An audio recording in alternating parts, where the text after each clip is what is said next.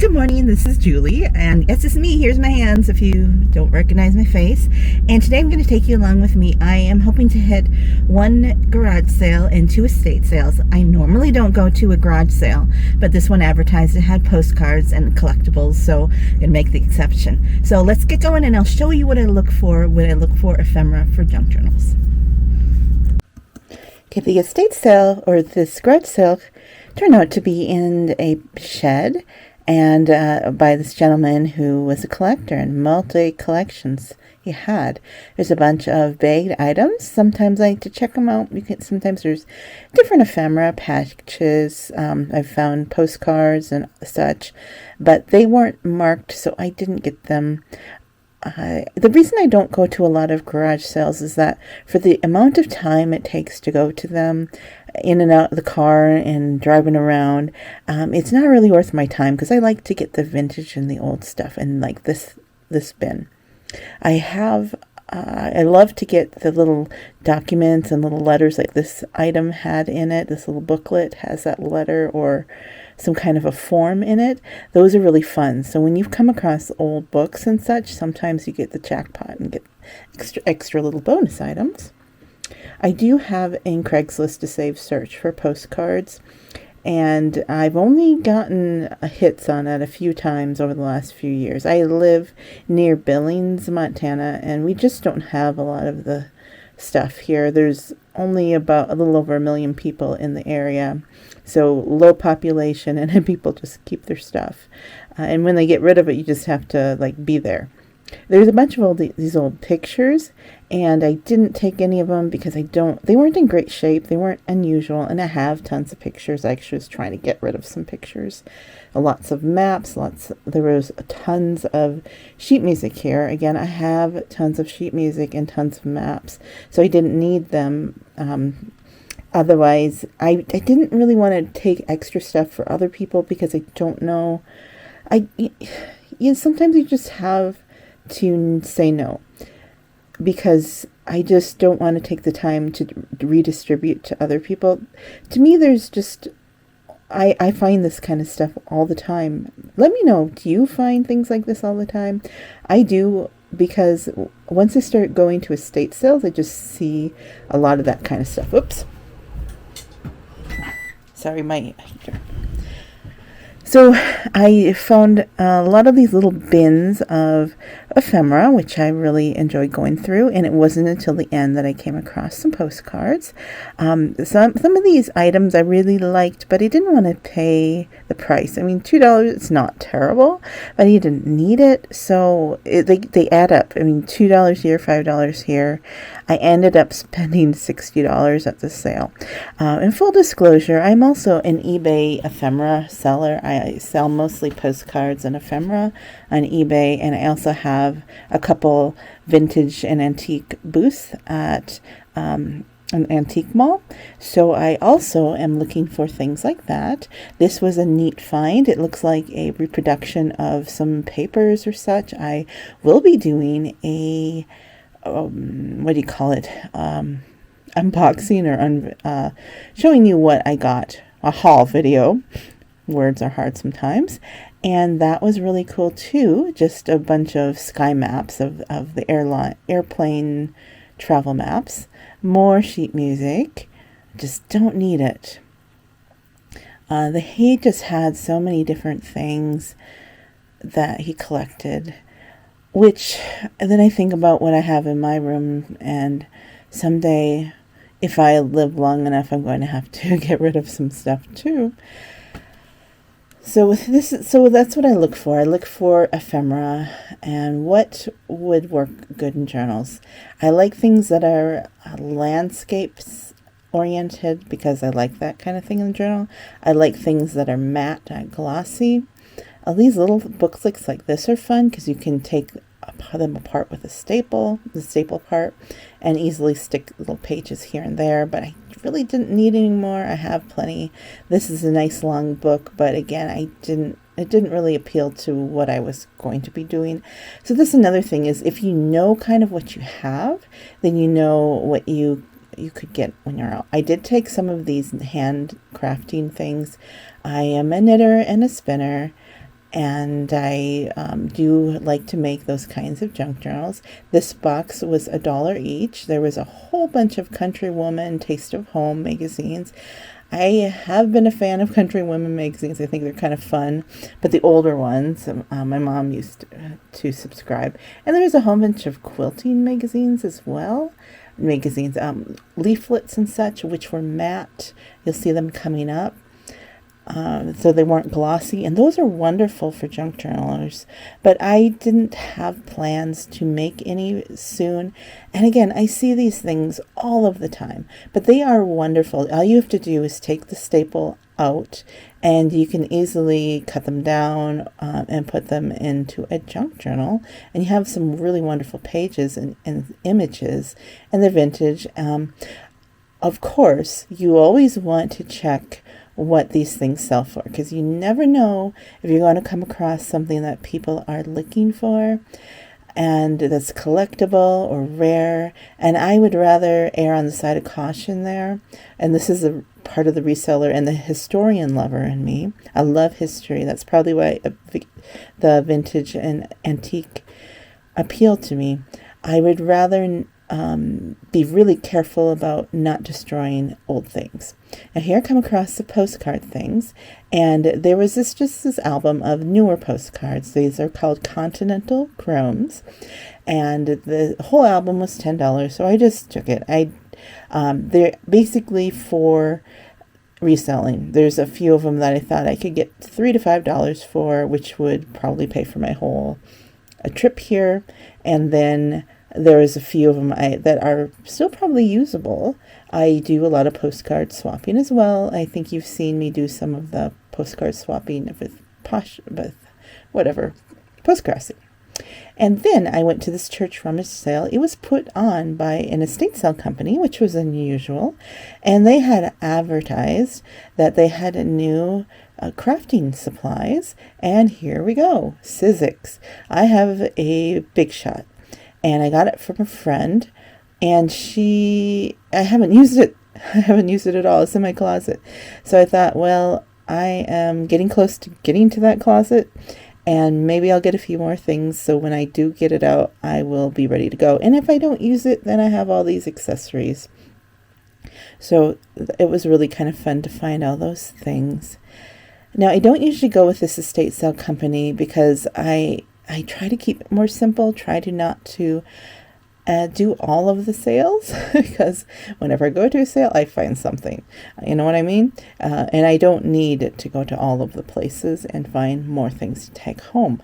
But this was an excellent sale to go to, as you'll see. There's more Sizzix. I did not need this thing. Left it for other people. This was about just after noon, so they had already been open since about 8 or 9.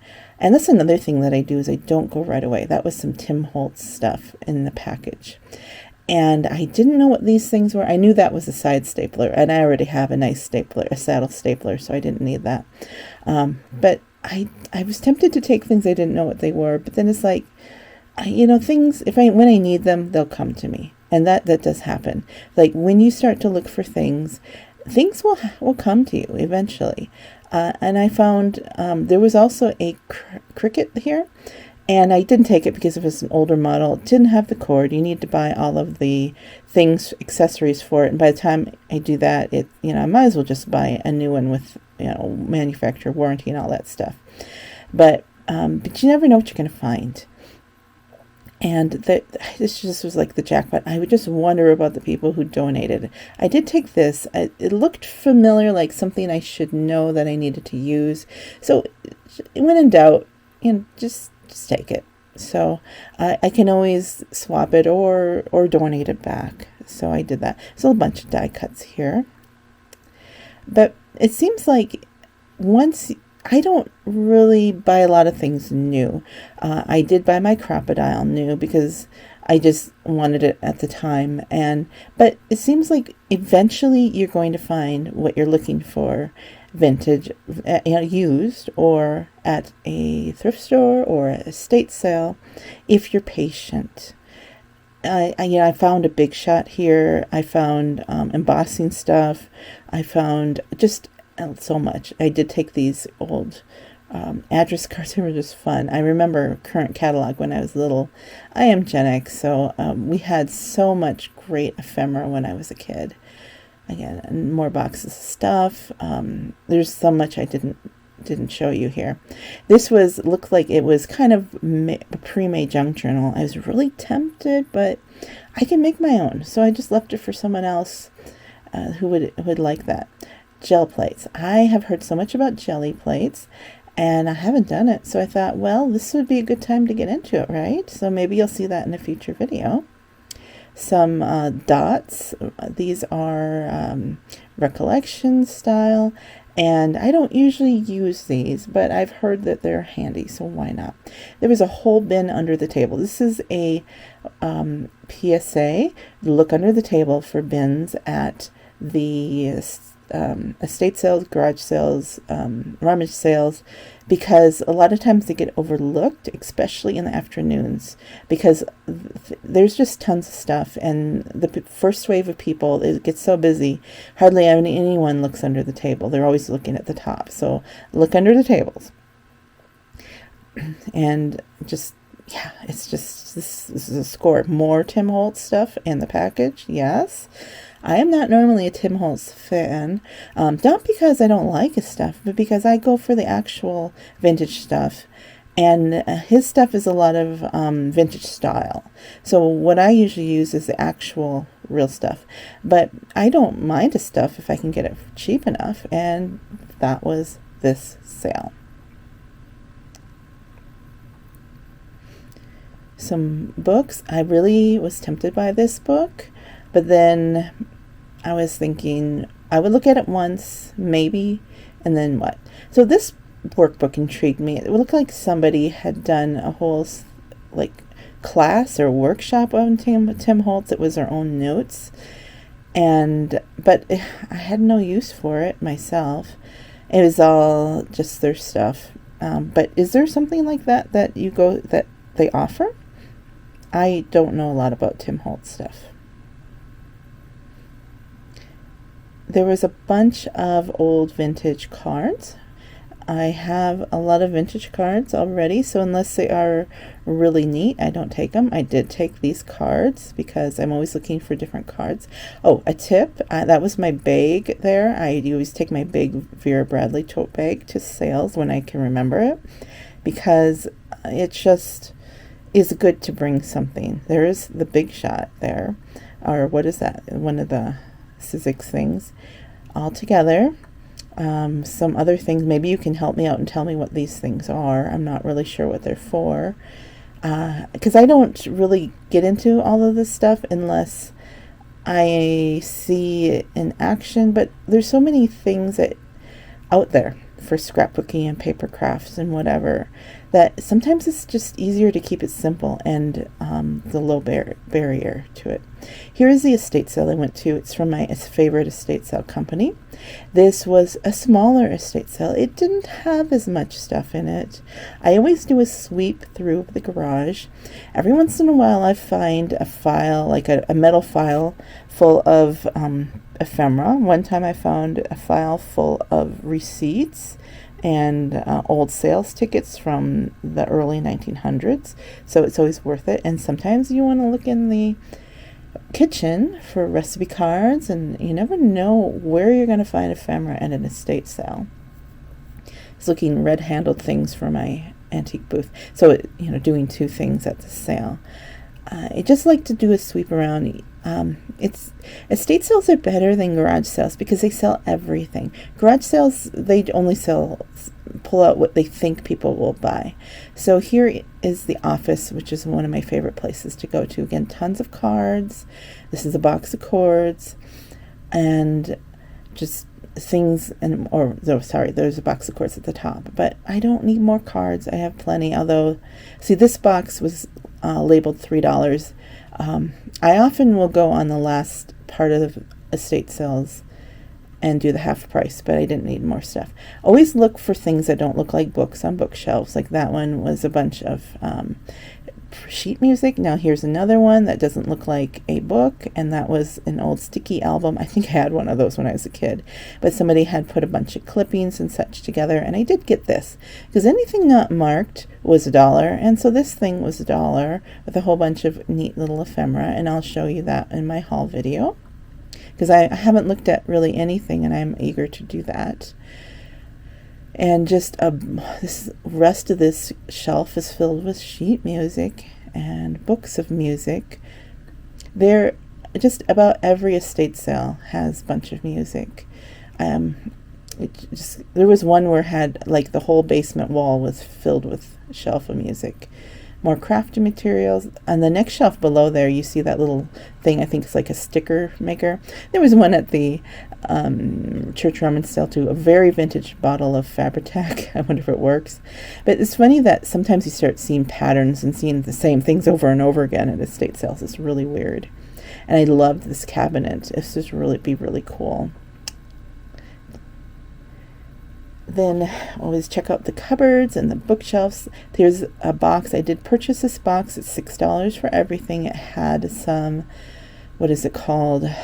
Carbon paper. I was looking for some to do a project with, and I did need some envelopes because I do a lot of swapping.